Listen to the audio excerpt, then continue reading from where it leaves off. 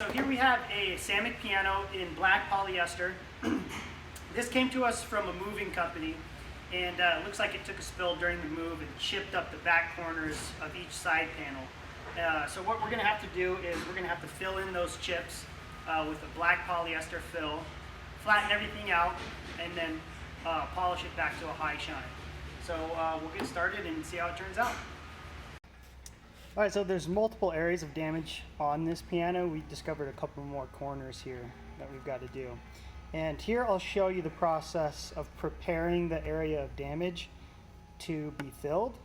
What we want to do is we have a really sharp edge here where the polyester had chipped away, and we want to actually chamfer that edge back a little bit. What that does is it allows our filler to kind of create a more seamless transition between the filler and the original polyester. If we don't do that, what we'll end up seeing is a hairline crack where the filler meets the existing finish. So we want to chamfer that back to get a smooth transition. The way we do that is we've got a French curve scraper here, and we want to use the tip of it to come in and just create a chamfer just along that edge. We want to be fairly aggressive here. We really want to create a very visible chamfer.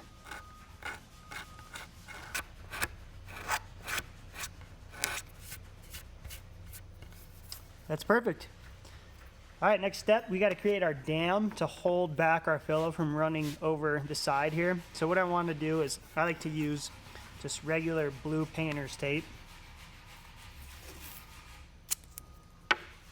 And I want to set the edge of the tape to be just above the plane of the surface of this panel here. And when I go to do my filler, I know that if it's level with the tape or just above the tape, then I have enough filler to be able to level back and sand flat. All right, so here's our filler kit.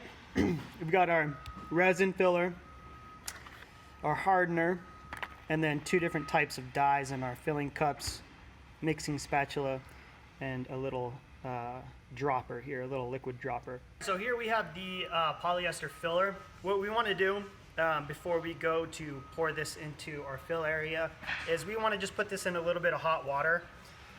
This stuff at room temperature is a little bit too thick and it doesn't like to flow out very well, so putting it in some warm water will thin it out a little bit in consistency, allow it to flow out, and allow any bubbles to come to the surface before it hardens up and cures. So what we want to do is these cups have a little line at the bottom. We want to fill to that line using our resin, our polyester resin. So fill to that line. You can see now that it's been in hot water, it's much more runny. So before we add our dye, we want to add in our hardener. That way visually we can see when all of the white hardener is mixed in before we add our dye. So take a just pea-sized drop.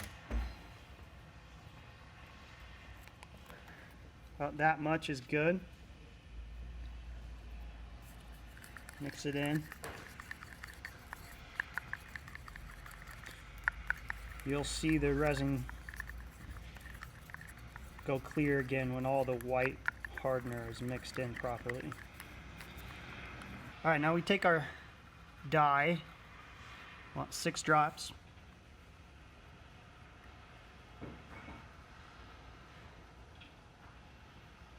Oops, a little bit more than I wanted, but it's okay.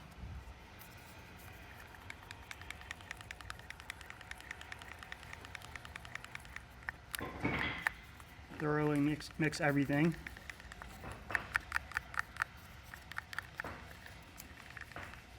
You should have like, I don't know, 5 minutes-ish, something like that, that this resin will stay in its liquid state for you to pour it.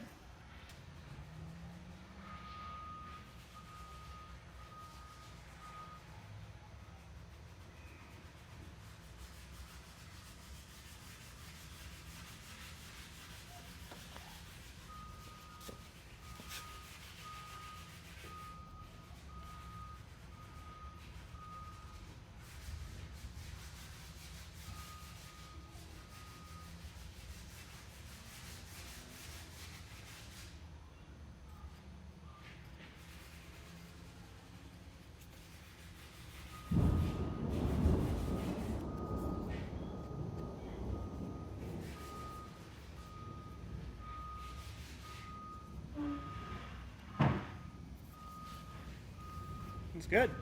Okay, so our polyester filler has been drying for several hours now, so we need to move on to the next step, which is going to be flattening out the filler to meet the existing finish.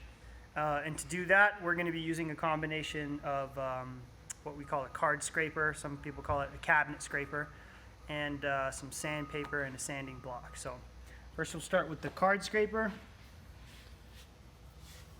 Want to make sure this thing's sharp. Luckily it comes out of the box sharp. You can see it when the filler is fully hardened. It scrapes really, really well.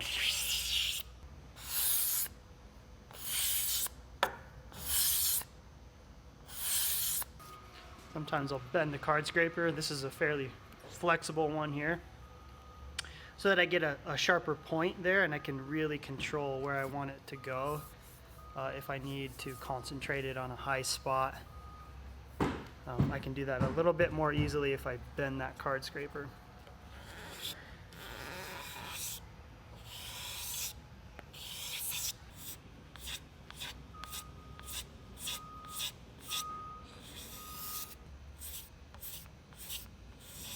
Once we see that squiggly black line go away, especially up here, we'll switch over to block sanding.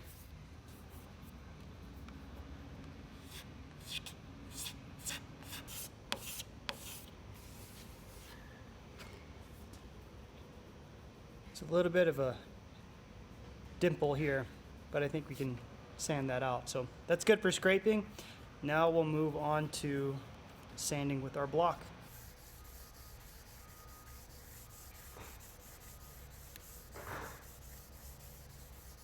Okay, so after we've got our fills cured, shaved down plain, and flattened, the next step is going to be to sand this entire panel, power sanding, and we want to make sure that we flatten everything out and we get rid of any minor scratches and any scuff marks that are on this surface. And we want to do that with our first pass of sandpaper, so that every subsequent grit that we go to is going to start moving us closer into the polishing stages. So since this one looks bad, but there's not a whole lot of deep scratches in this, I'm going to go ahead and start at 1200 grit, but typically I would start at 800. So I've got my sander hooked up here to a dust collector. We want to go back and forth in a line, and every pass thereafter we want to overlap by 50% and do the whole entire surface that way.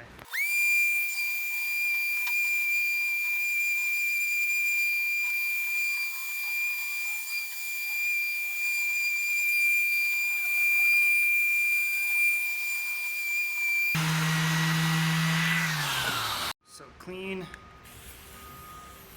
after your 1200 grit before you move on to your 1500. Get rid of any 1200 grit particles on here and all the old dust.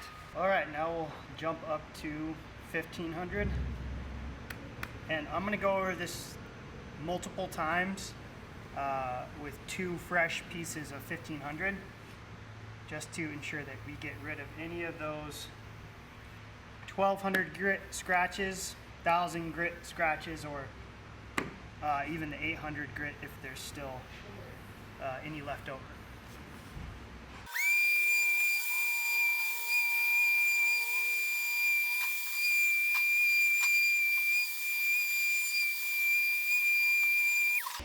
Okay, so we are now moving on to the final stage in this process. What we're going to be using today is Festool's polishing system. This is their compound, the step 1, which is the speed cut, and the corresponding foam pad.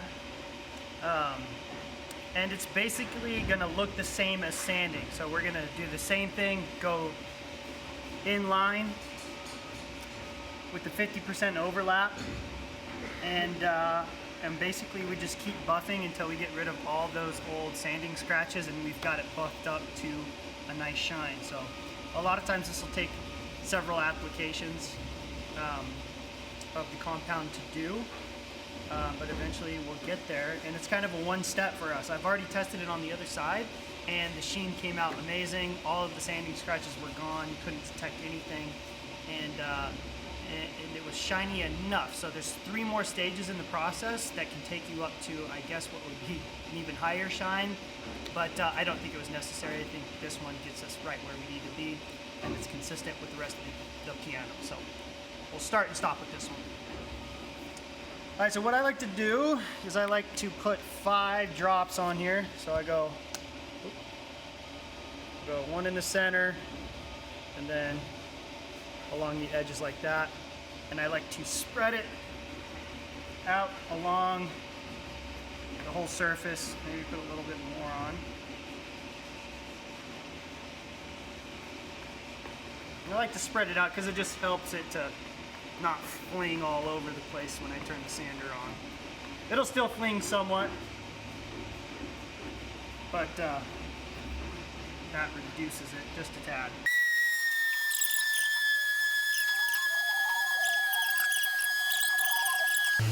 I would prefer to have a polisher. Festival polisher looks amazing, but it's very expensive, so we just are using our sander. If you had a full-size polisher, this would go a lot quicker. Okay, so that's that. It's all polished back. The last step really is just to clean off all of your polishing compound, because it kind of will leave some smudges behind, but it looks really good. If you can remember, this whole edge here was chunked out and chipped back, maybe about 1 inch to 1.25 inches, something like that. And all of our polyester fill was along here. The color blends really, really well. Our fill, if you catch it in the right light, is a deeper black, and the original is more gray, blue, opaque. But just from a distance of a few inches, you can't really tell. And when it goes back vertical onto its feet, you won't be able to see it at all. So I'm very happy with the way that this turned out. It's one of the worst damages to a polyester piano that I've seen. And I'm actually really surprised at the quality of results that we were able to get. So I think it looks awesome for what it is. And now we got to get it back on its feet and let them know that it's ready to come pick up.